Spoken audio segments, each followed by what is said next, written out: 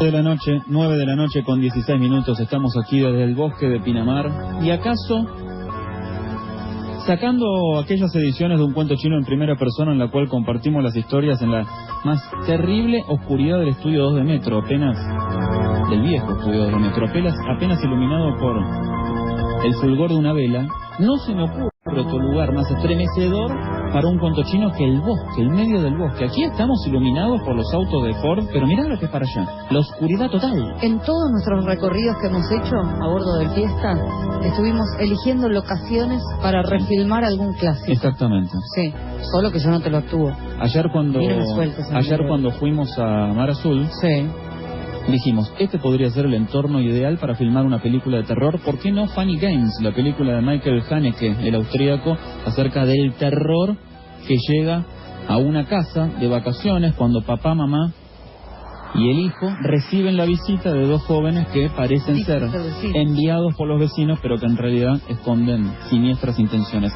Hoy vamos a tener un cuento chino en primera persona porque vamos a volver a escuchar la aterradora historia del ganador del segundo concurso de un cuento chino. Repasamos la historia de Diego Godoy, una historia que había sido bautizada como la del niño del aula 3. La historia, para el que la haya escuchado seguramente podrá recordarlo, transcurre cuando Diego, en su primer laburo, tenía 18 años, era sereno de la Universidad de Lanús, vigilaba, custodiaba los pasillos de la universidad donde había una sala de ensayo por la noche, hasta que cosas extrañas le empiezan a ocurrir. Puertas y ventanas que se abren solas, luces, radios, televisores que se encienden solos, ruidos de pisadas y lo más tremendo, pero lo más tremendo, lo que termina sucediendo en el aula 3. Vamos a compartirlo, señores, un viaje en el tiempo y en el espacio, un cuento chino en primera persona y la historia del niño del aula 3. Diego Godoy, él tiene 33 años, es operario en una fábrica de plástico, pero también es instructor en artes marciales. Es lo único que sé de Diego, que es profe de taekwondo y de una nueva arte marcial israelí de la que no fui capaz de retener el nombre, después se la voy a preguntar. Hoy nos trae una historia aterradora en la línea de un cuento chino en primera persona llamada El Aula 3.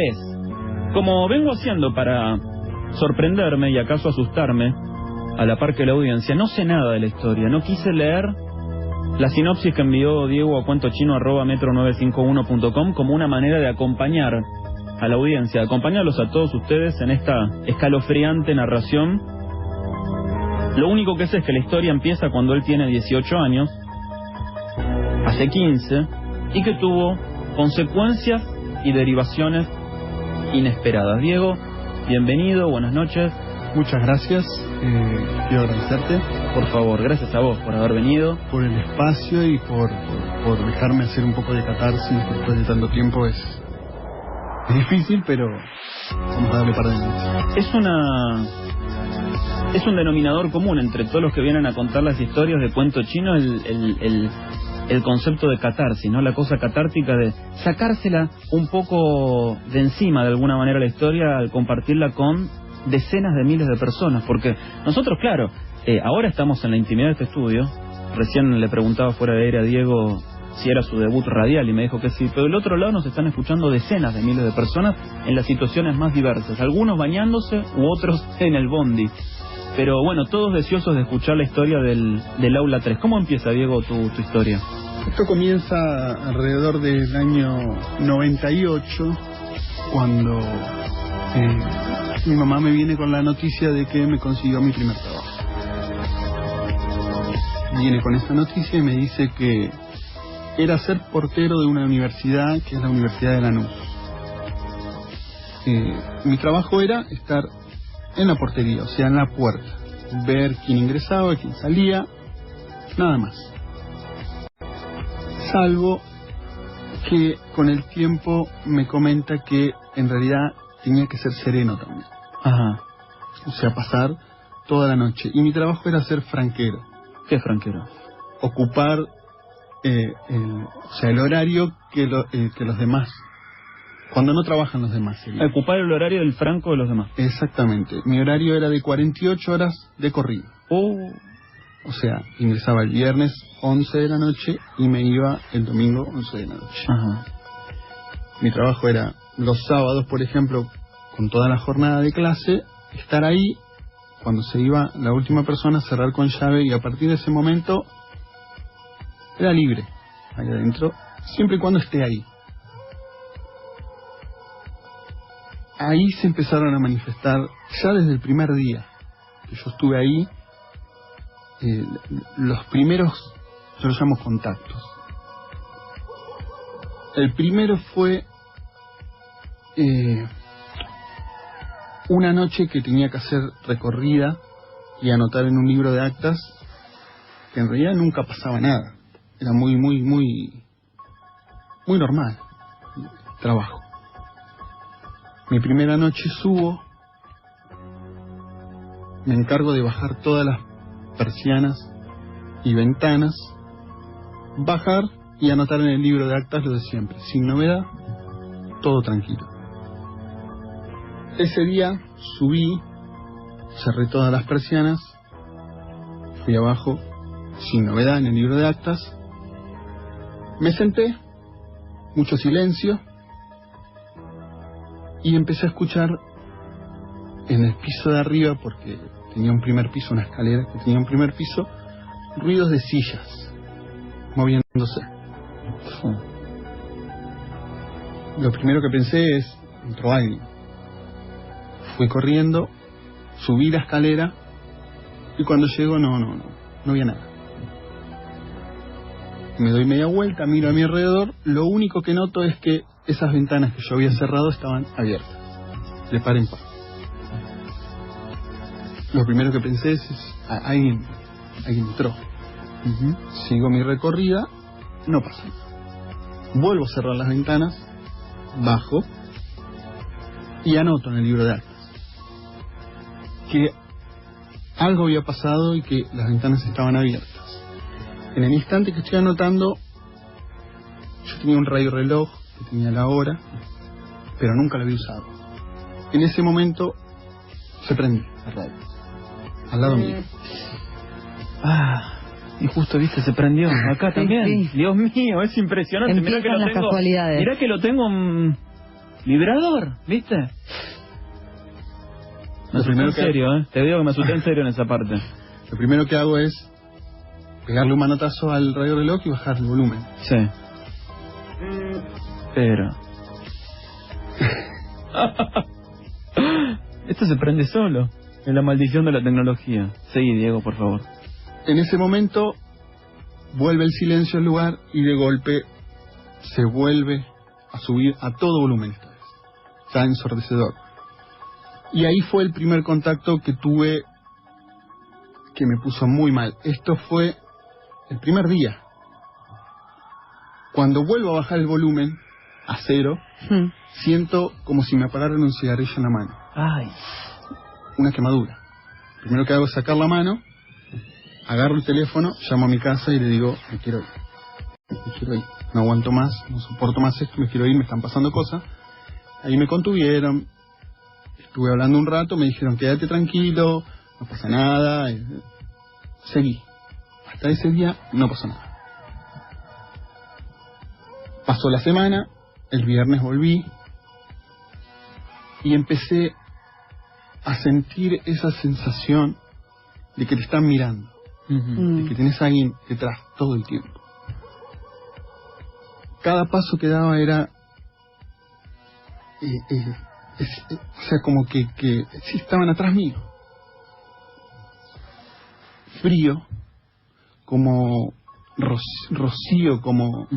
El frío es un denominador común entre todos los que cuentan estas historias. No así la humedad, No. Esta sensación de... Somos como Fabio Serpa nosotros ya. Los análisis. es un Me río rocío de nervios. Sí.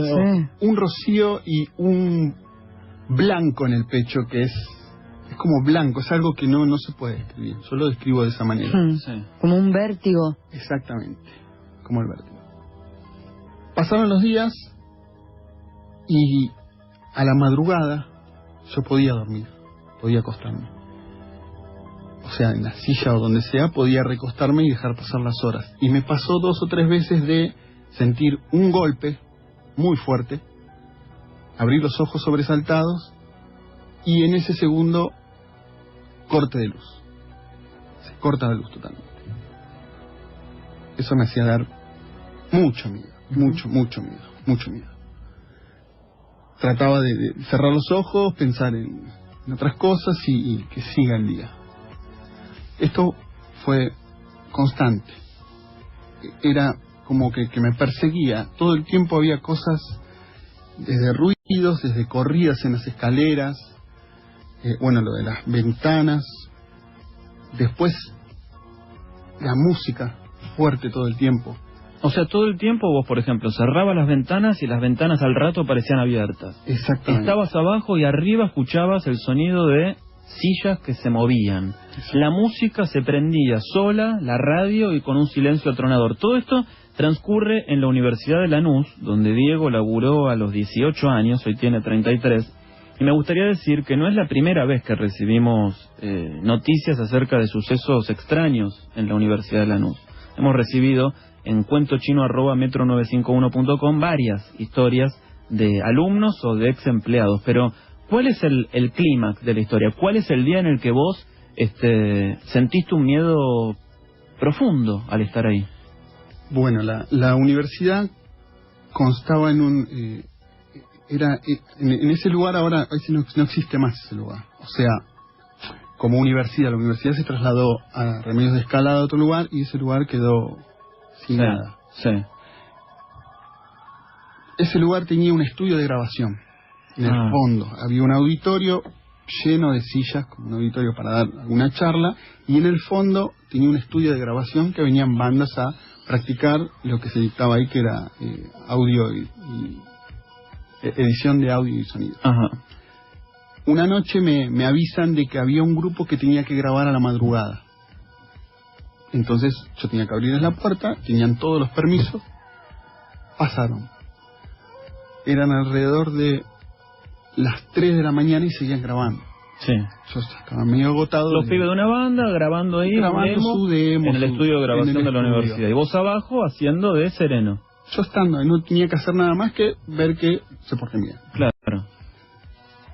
En un momento, mientras ellos iban y venían del estudio a grabar, me empieza a ganar el sueño. Se me empiezan a caer los ojos y empiezo a sentir que me duermo. Sí. Dicho y hecho, me duermo. Cabeceaste. Cabeceo.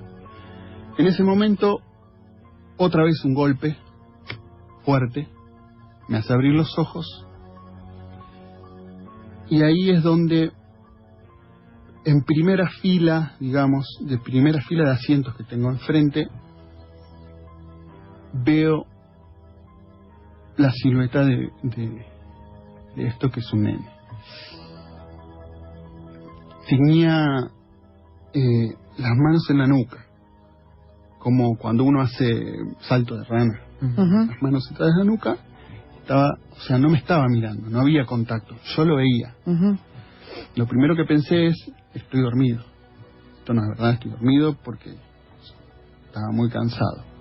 Y empecé como a sentir ese frío otra vez y a sentir que me quería despertar. No quiero, esto no es verdad. Recuerdo que cerré los ojos muy fuerte, los volví a abrir y seguía ahí. Seguía ahí. Y en ese momento él se da vuelta. Sí. Y durante un lapso muy corto hay un contacto visual. Yo lo veo. ¿Un nene de qué edad más o menos? Alrededor de 3-4 años. Muy chiquito. Muy chico.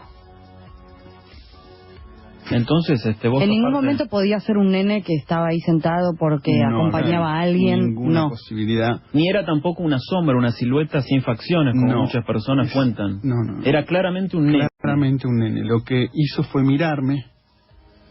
Nos miramos. Y yo sentí en la mirada de él como, sé que me estás viendo. Esta vez sí sé que me estás viendo y yo estoy acá. Lo que hice fue sobresaltarme en el lugar y ya no estaba. No estaba más. Después de ese contacto visual, el pibe desapareció. Desapareció totalmente. Vino uno de los chicos del fondo. ¿Cómo estás, Diego? Te veo raro. A lo que yo le contesté, no pasa nada. porque me daba miedo de que piensen que estoy loco.